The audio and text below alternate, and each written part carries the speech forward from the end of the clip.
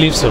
I completely believe in what you're saying because that's exactly what is happening. Because if you look at the two-tier share of business for most of the vendors has gone up. Very few vendors you will hear that their one-tier business is going up. It's a two-tier business which is going up. The role that a distributor plays, particularly in a fragmented market like ours, is only becoming more and more critical. So from that point of view, their reliance on us to take forward some of the key messages, some of the key intent, some of the key ability has become more than what it was before. So